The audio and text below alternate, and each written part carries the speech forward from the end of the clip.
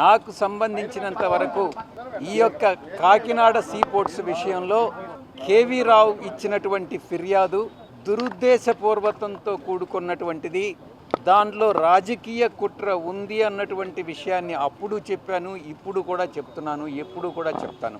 ఈ కాకినాడ సీపోర్ట్స్కు సంబంధించి నాకు ఎటువంటి విషయాలు తెలియదు.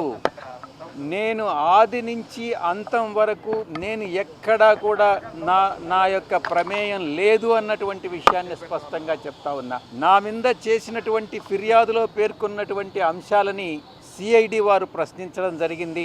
ప్రధానంగా సంధించినటువంటి ప్రశ్నలో మొట్టమొదటిది కేవీ రావు మీకు తెలుసా అన్నటువంటిది.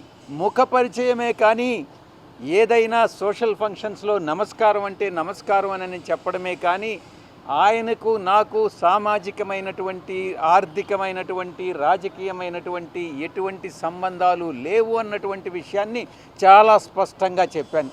రెండవ అంశం, ఆయన ఈ యొక్క 400 ఇంచుమించు 500 కోట్ల రూపాయలకు సంబంధించి అరబిందో నుంచి ఆయనకి ట్రాన్స్ఫర్ అయినటువంటి విషయం, దాన్ని గురించి ప్రశ్నించారు.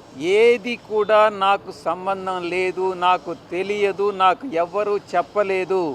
ముఖ్యంగా అరబిందో విషయంలో వాళ్ళ వ్యాపారానికి సంబంధించి నేను నా యొక్క కుమార్తెను వాళ్ళ కుటుంబంలో ఇచ్చానే కానీ వాళ్ళ ఆర్థిక లావాదేవీల్లో కానీ వాళ్ళ వ్యాపారాల్లో కానీ నేను ఎప్పుడూ కూడా జోక్యం చేసుకోలేదు, ఇప్పుడు చేసుకోను, భవిష్యత్తులో కూడా చేసుకోను.